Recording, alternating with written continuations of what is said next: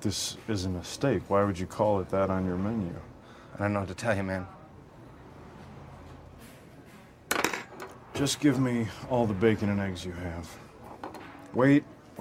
I worry what you just heard was, give me a lot of bacon and eggs. What I said was, give me all the bacon and eggs you have. Do you understand? This is Mark Zona, host of Zona's Awesome Fishing Show and the Bassmaster Elite Series, and you are listening to the Outdoor Scoreboard with Matt and Dave, and you know what? I just nailed that intro.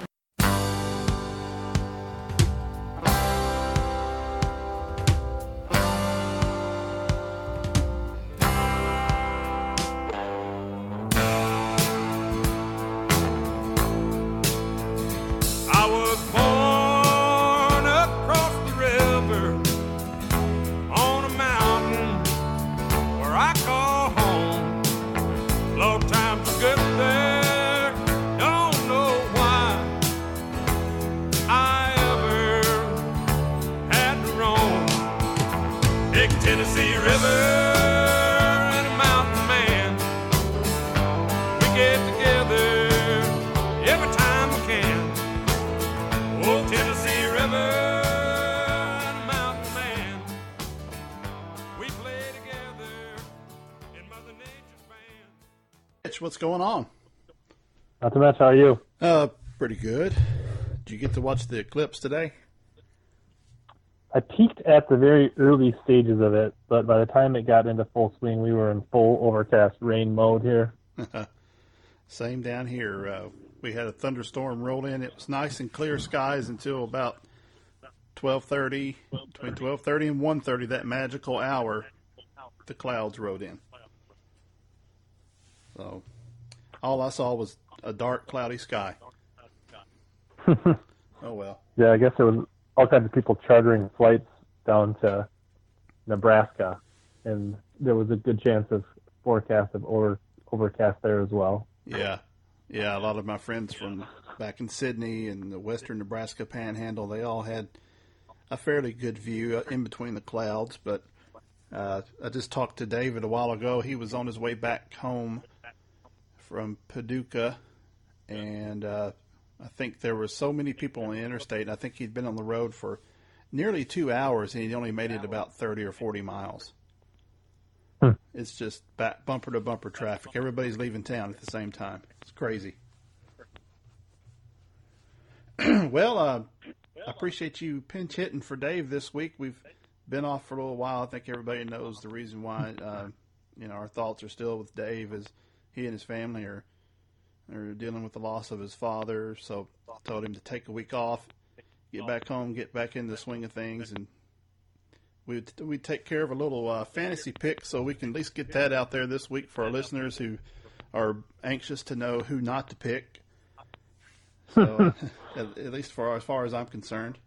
So I don't have to pick. I don't have to pick like Dave, though, do I? No, you. Okay, all right. I mean, you can, but I would suggest picking otherwise.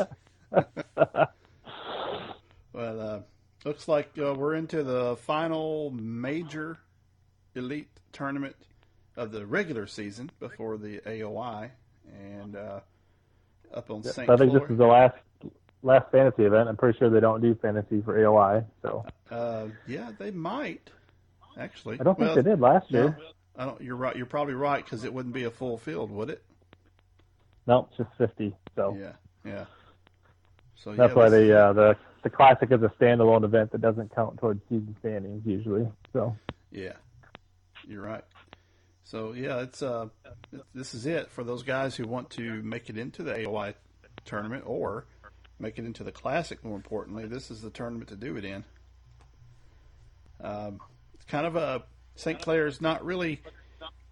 It's not really one of them tournaments that places go to on the major tour level. At least on the Bassmaster Elite side, they haven't been but twice in the last maybe 3 or 4 years. Yep. Yeah. Sounds about right. I think they've been there twice. A couple opens. Usually, I would say every couple of years the opens are there, or the rail starts, right? Rail starts, yeah. Got to put coast in there somehow. We got to find a longer word. But yeah, it's looking back on kind of the research I've done. I mean, FLW tour was there a little bit back in the early 2000s. We're talking like 2001 and 1999, even going back that far. That's a long way back to go to really find anybody who had a lot of experience there. I think a lot of times FLW actually went out of, I guess they went out of Erie, didn't they? Detroit River. Or they're more Detroit River. I think they call theirs Detroit River usually. Okay. Yeah.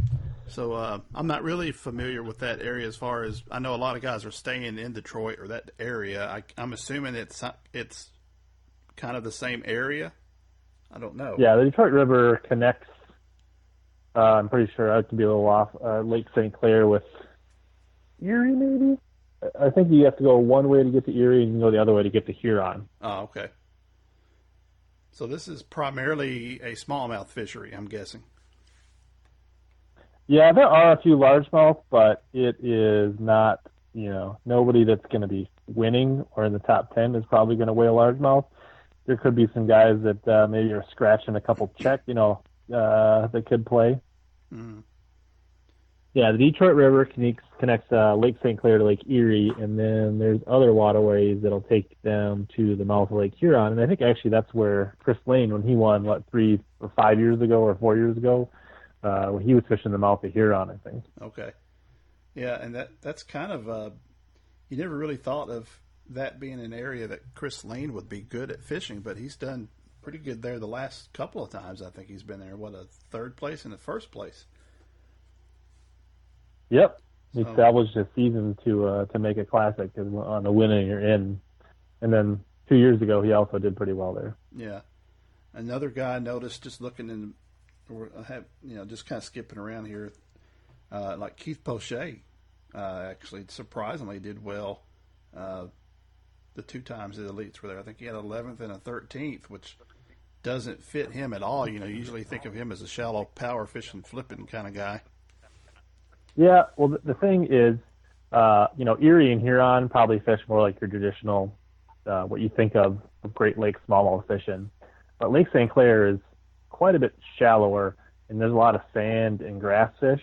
I don't think, I've not been there, but from what I hear, there's a lot more fish being caught in that 8 to 12 to 15 foot of water. And then when you get in the Detroit River, there's quite a bit of current, so I think you can catch pretty good fish shallower on current. So I think there's options, and obviously, based on his track record, he's figured out some things that fit his style, which I would assume is probably St. Clair or Detroit River, not one of the big lakes for Keith. Huh. Yeah, I hadn't realized that. I guess that shallow water fishing would fit somebody like him more than the deep water, open water, I guess Erie style that you really think about, where the guys go out there, 10 miles and find a group of rocks or a little shoal or something and catch them. Kind of flipping through social media today, it's been mostly eclipse kind of stuff today, but one of the guys I just noticed, Jonathan Van Dam, who a lot of people own, is nowhere near water apparently. He's in a dry land taking a picture of a food plot. So I guess he's getting taking care of some pre-deer season work before he gets out on St. Clair. Yeah, based on his track record, I think he should be practicing. Yeah. He's not as been a consistent there as you would think he would be. Right. So let's just start in Bucket E then, and kind of pick apart what we've got here, and we'll move our way up to Bucket A as usual. But Bucket E, I haven't seen a whole lot of these guys in the past have stellar track records other than Chris Lane. It looks like Maurizo Shimizu had a decent finish in 2013, but he fell back in 2015. You think of him as being maybe a good smallmouth finesse type fisherman. I don't know how the hell he'll do in the shallow water though. Is there anything that really stands out to you, just kind of taking a look at that group? No, there's Rick Kluntz fished a lot of tournaments there, but nothing fantastic as far as results. I mean, he's had some decent ones and some clunkers. Yeah, I mean, if you're just looking at the last two times they've been there, it seems like a no-brainer to take Chris Lane. But I don't know. He makes me nervous the way he's fishing this year. Although he's been trending up. He cashed a check at Thousand Islands and had a pretty good event on Champlain. So he is trending the right way. So maybe it is, but he scares me a little bit. And I think Zaldane is a decent pick. He's not had any bombs there, and he's cashed 2 out of 3 checks. So that's promising. Yeah, it is kind of curious about Chris Lane. I mean, I think the reason why he has so much ownership right now, about 32%, is his 2 previous experiences there. He is kind of on a late season swing. I'm not sure exactly what his deal has been this year. I just don't know if he just had a lot of run of bad luck, losing fish, or it's just, it just hits everybody eventually one season or now and then. Even the great guys you'll see kind of have one of them rough years, but it's tough to go against him in this bucket. But I think I'm going to look down a little farther. Yeah, so I think if you're on the cusp of being in your league, or winning your league or being way up in the points, then you probably want to take Chris Lane with the percentages of everybody else based on his track record and him fishing decent in the last 2 tournaments. But if you're trying to make a move, then I think you got to roll the dice on Zaldane or Shimizu or Snowden or somebody like that. Yeah. Yeah, I actually kind of thought about Snowden. I mean, he's kind of one of those guys that pops up when you least expect it. I mean, he's had some okay finishes there. You got to go way back, to 2001 for probably his best finish that I could find. But I mean, he's still in that group. He's one of the higher ranking guys right now. I think I'm gonna go. I gotta go Marizu. I gotta go Marizo Shimizu one time this year, and I think this is the time I go for it. Probably out of reach, I'm guessing. Out of reach for the Classic. Yeah, I don't think any of these guys can make the Classic in this bucket. Yeah. I look at a guy like Lane, and he's tempting, but scares me because he's won a Classic. He's pretty high. I'm guessing his sponsors take care of him pretty well. So, this a $10,000 check's not going to make or break his season. But for him to feel like the season's a success, he probably finishes like he's got to win it or get a top 10, right? Yeah. Whereas Zaldane's probably going to fish for a check here, I would think.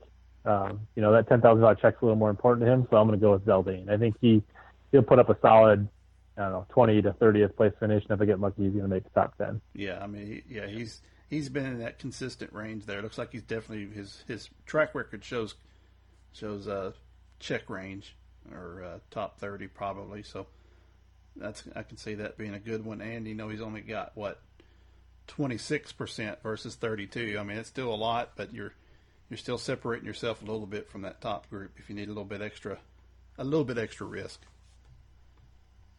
Bucket D, things start to get a little bit more interesting, even though it looks like Pipkins, everybody's considering him. This is the closest they're coming to his home lake advantage, since he's there in that Michigan area.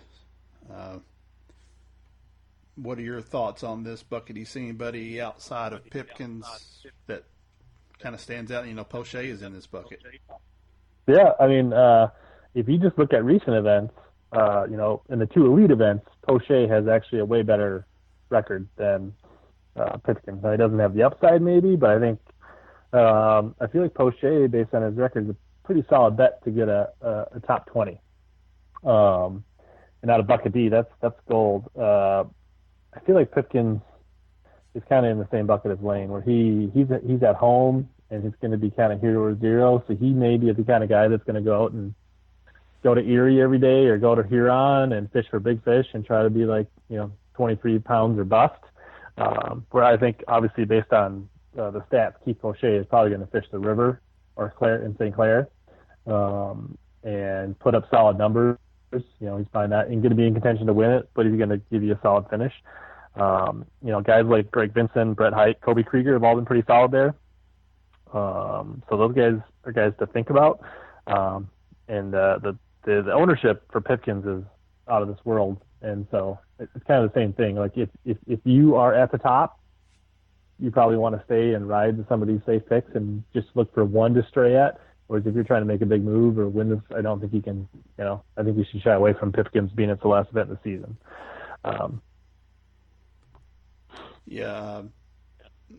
Krieger is an interesting one,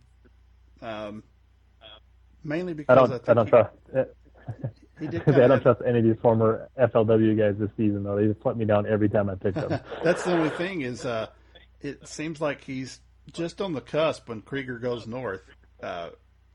I think he's spent more, he's lived in the South for quite a while, but he's spent a lot of time cutting his teeth on the northern lakes and has done well. But it seems like when it really counts, though, it's really tough. You saw how he kind of struggled through that bracket last year. I think Prosnick kind of coached him along, helped him out a lot. But he's had some experience. But you look at his ownership; not many people are picking him. That's 0.5%, I think, right now. And from an AOI standpoint, Keith Prochet and Brett Hyde are the top two in this bucket, I think, and guys that have been bucket B guys pretty much all year. And just kind of slipped into C recently. So as far as guys that have fished well this season, those guys are, technically, in theory, fishing better, have more momentum than these are having a better season overall. Maybe they slipped to C, but so I like Prochet in this bucket, and I think a guy could look at, if you don't want Pipkins, I think look at Vincent or Height as your next best options. Yeah, I'm kind of with you. I've kind of been going back and forth between Prochet and Pipkins, but I tell you, just because you've got Prochet, I'm going to go Pipkins, and one of us will definitely have a guy in the top 12. How about that? Well, you and Pipkins have the same kind of hair, so that makes sense. Oh, there we go. Yeah, I don't know. He's got more of it. Mine just looks like that when I get out of bed in the morning. So okay. There was one other guy I was going to mention. I don't know about Cliff Crochet. Speaking of a shallow water guy that kind of surprises you now and then. He's kind of notorious for coming in the lead the first day, but I don't think there's any largemouth that are going to save him this time. Bucket C. Okay, now getting into B. We're in bucket B now, right? No, are we in bucket B? No, we're in C. We just did the... Oh, boy. Oh, yeah. Yep, you're right. Yep. All right, yeah, here's Jonathan Van Dam. Looks like he's definitely, mentioned... He's had a couple below average finishes and bookended by a couple of good ones. Eighth place and fifth place back in 2012 in an Open. I know he's getting a lot of attention out of that bucket right now with almost 36%. Do you think he's...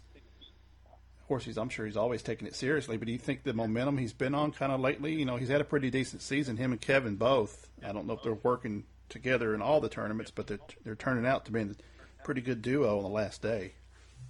Yeah. And if you link the two together, actually Kevin has not had great success on St. Clair either recently. Mm-hmm. So, I don't know. There's no reason why he could not have a good tournament, but I'm not completely sold that he will have a good tournament, if that makes sense.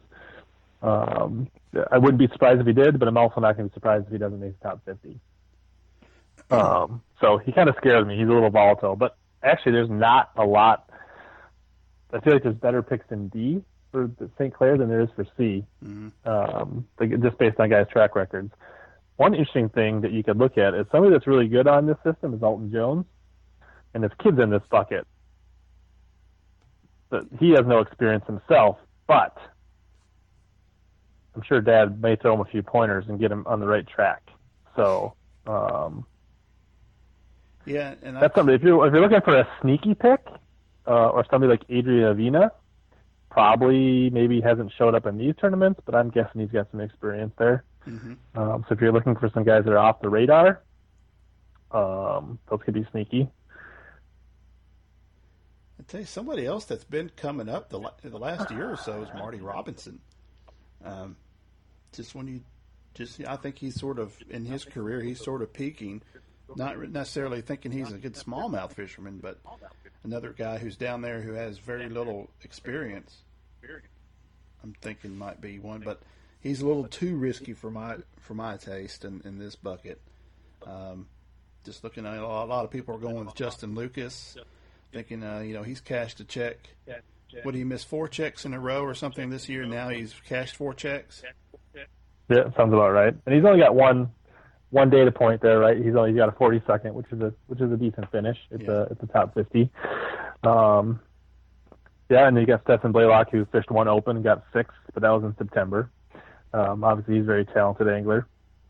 So there's, Brock Mosley had a pretty good finish at Thousand Islands, which probably maybe fishes a little bit like the Detroit River or St. Clair in some situations. So, maybe he'd figure something out.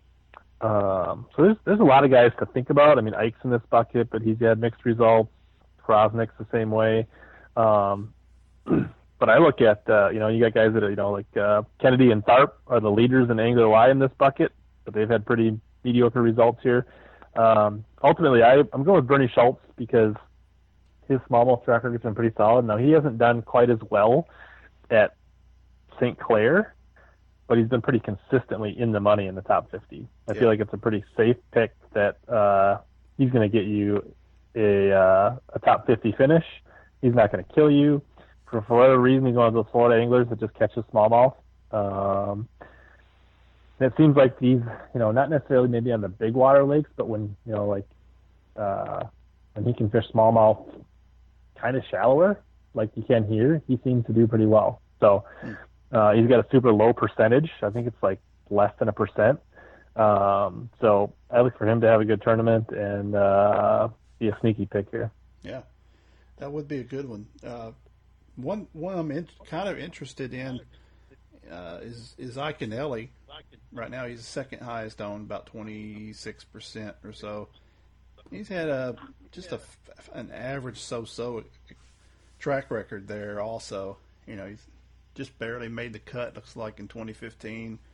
In 2013 he was in the 30s, upper 30s, so not like he tears it up there, but a lot of folks are kind of speculating on where he's at as far as getting into the Classic. This would probably be the first one he's missed, I think, in 15 or 16 years. So it's just been one of those things. He started off good in the Classic this year.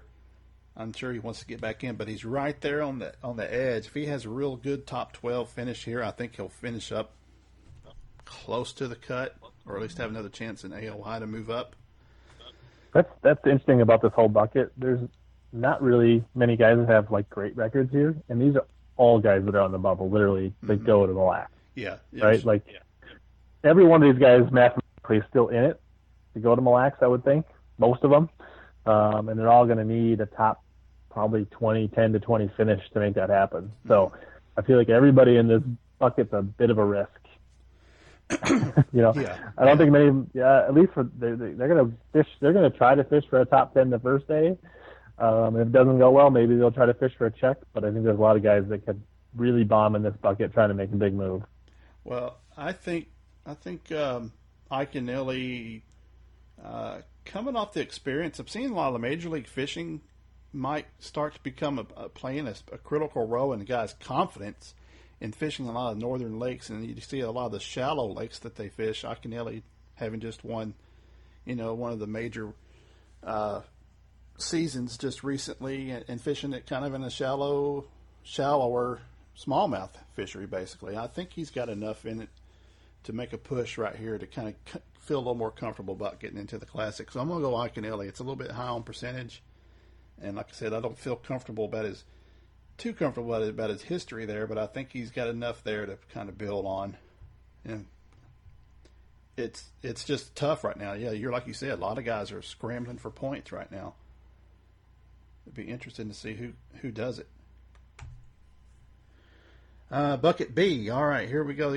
Now we're really starting to get to where it's basically Aaron Martins is almost half of the fantasy players. So imagine over 10,000 people playing fantasy fishing right now probably have Aaron Martins on their team. So it's Aaron versus the field. What are you thinking about? Yeah, and interesting enough, Aaron Martins is what fished like 5 events here, and he's got 4 really good finishes and 1 really bad one. And same with Alton Jones. They're almost identical. They both basically had a bomb in 2001 and had a bunch of really good events since then.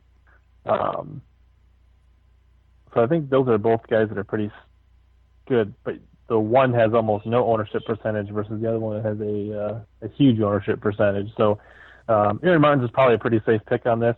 His last 3 events in the last couple of years are 6th, 20th, and 12th. Yeah. So really a safe pick if you want to. It kind of depends on what you need out of this bucket. I think the guys to look at are John Cruz, Aaron Martens, Melton Jones, and maybe Fletcher Shyrock. That's kind of my short list. And ultimately, I'm going with Elton Jones. I don't know, just kind of a gut among those people. I did see John Cruz put a pretty nice picture of one on Instagram this morning. So on the first day of practice, pretty early, he found some quality fish. So that's something to go on.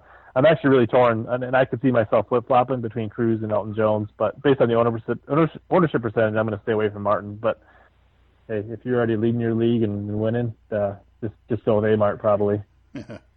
Yeah. Cruz is another kind of favorite of mine in this bucket. I think he's done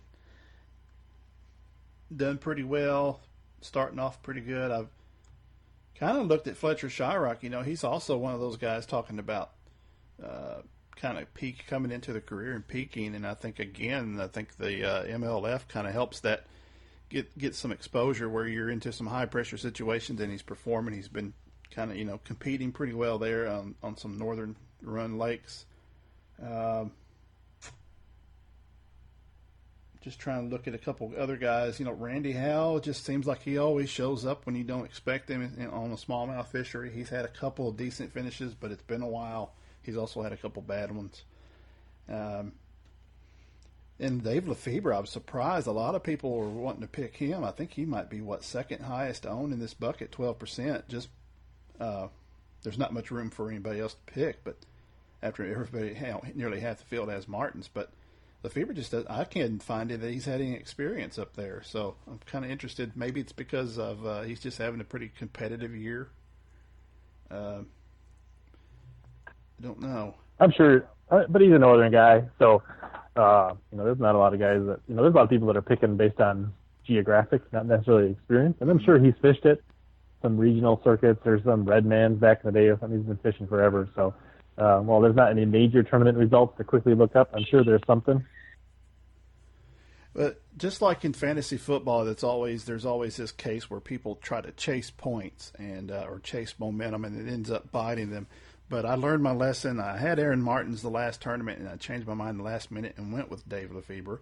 And Aaron Martins ended up winning, even though all the stats showed that he would do well. I went against the stats there, so I'm going to go back, and I'm probably shouldn't do this. This is the pick that everybody needs to be aware of. Matt is picking Aaron Martins. Matt's going with half of the fantasy field on this one. This is my chalk pick of the whole thing. I think Aaron is feeling good about his last win. I think he's going to continue on here to another place where he's familiar. He'll be able to go back in there and probably ended up in the top 20 for sure. All right, bucket A. Yeah, well, it's good to go chalk every now and then because if you ever listen to Fantasy Fishing Insider and when Huff would go against the grain every pick, it only takes 1 or 2 to really kill your roster. So yeah, you got to mix it up a little bit. Yeah, I think it's good to have a good balance. If you've got maybe 2 good chalk picks, the ones that make the most sense, and then or maybe even 3, but you've got to have 2 that are going to absolutely hit on the low ownage percentages. You got to have a good mixture, I think. So bucket A looks like Van Dam's on top, and Brandon Polinick's right behind him, 27%, and then just a big drop off, but to another northern smallmouth guy who's really gaining a lot of steam the last year. That's Seth Fighter. What do you think about that? Yeah, and Seth should, on paper, this should fit Seth well, but his results have been pretty mediocre. One of the years that he was going to qualify, for the first year he had a really great shot to qualify for the elites. his last event was on Detroit, and it didn't come through for him. Mm-hmm. So he absolutely could win this tournament or have a top 10. He's a great angler. He should fish well. His results don't necessarily suggest that it's going to happen, but it definitely could. He's got the skill set for this. He's got plenty of experience out there. And like I say, everybody's picking Van Dam, but the last time he had a top 10 was 2001. It's if you look at the people that have won this event since like in the Opens and since 2012, you get names like Jason Christie, Todd Faircloth, Chris Lane, Polnick's been up there, so it's not necessarily guys that these guys are all good, right? And they can catch them, but they're not your super traditional smallmouth anglers. So there's definitely something about St. Clair that's a little different than Erie or Huron or, fishing out of Buffalo or something like that. So I think you take that into consideration. And that's why guys like Mark Davis and Jason Christie and Faircloth have had good tournaments up here. It's just there's grass and there's a lot of things going on. I think there's a lot of talented guys, and any of these guys, the last time they were here, which was 2 years ago, guys that had like top tens, right? Christie, Faircloth won it, Elam, Polnick was second. I think those are all great options. Ultimately, I'm going with Christie. I just think he's kind of right on that cusp. He's going to be fishing to win. It's kind of a dark horse pick in Bucket A. But if he wins, he could probably win himself an Angler of the Year. He's probably still mathematically alive. But, I think you look at the guys that are in the hunt, Polnick and Ashley, second and 13th last time we were there. Those are the guys that are, vying for that AOI championship. Polnick, Ashley, and Wheeler. Wheeler's second right now, I believe.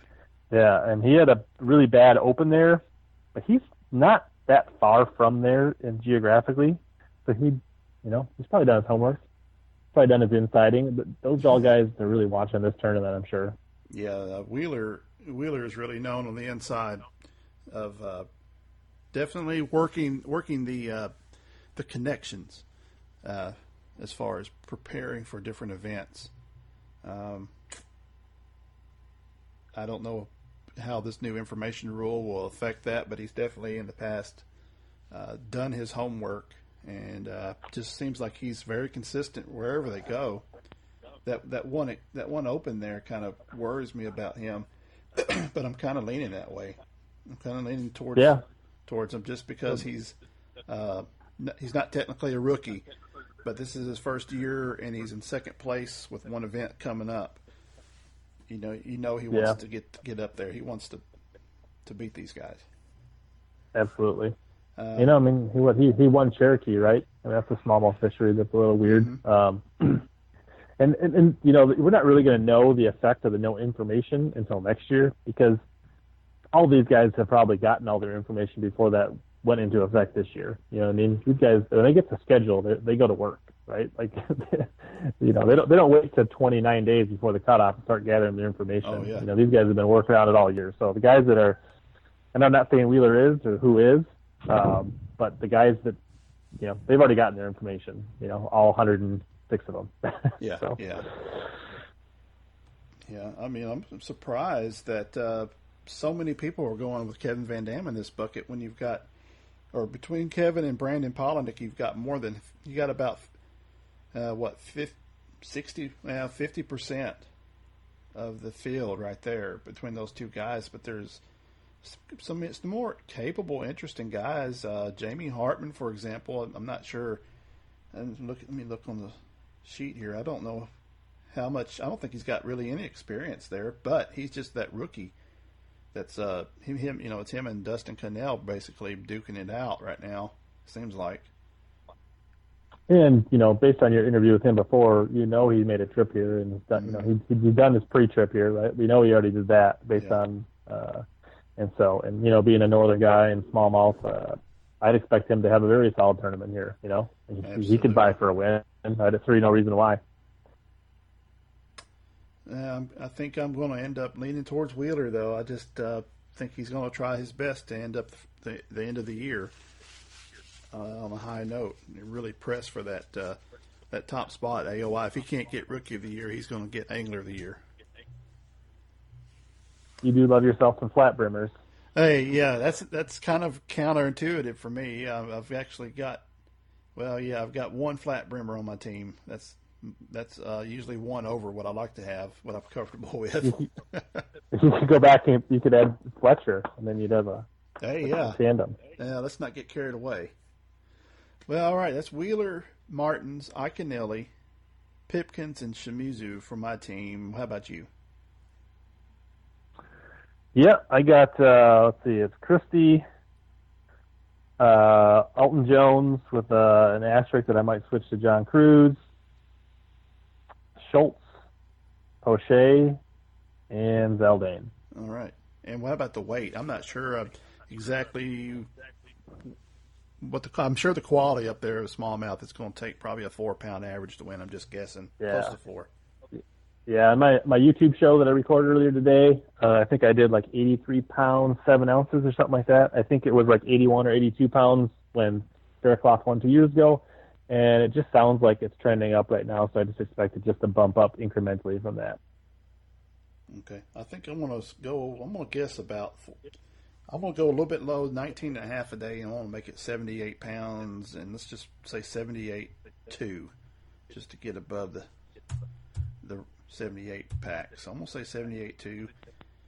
Hopefully nothing bad will happen. They won't cancel a day due to wind. I don't guess that's going to be a problem where they're at this time of year. I'm just guessing. Yeah, I don't think the wind, unless it's really bad, it probably won't cancel. But if you have some windy conditions, it probably could limit what some guys can do, right? Mm-hmm. So if there's some guys that are really banking on the big water and there's 25-mile-an-hour winds, that might not happen for them one day. So, well, you mentioned your YouTube channels. Plug it a little bit. Tell everybody where they can go and find that. I've enjoyed watching your process of how you do your research. I think that's pretty helpful. Yeah, so it's just YouTube/Hellabass, or you can search Rich Lindgren and Hellabass or Fantasy Fishing Picks. I'm sure you'll be able to find it on YouTube. I think Ross Barnett was the first one I did this year, so I just started doing it. I used to do the podcast with Greg and Jason, and they kind of got tired of that, and I thought, well, I can do this myself and put together a quick show, and they're usually like 5 to 8 minutes long, running down through kind of what we did here, probably even a little quicker, a little more concise because it's just me.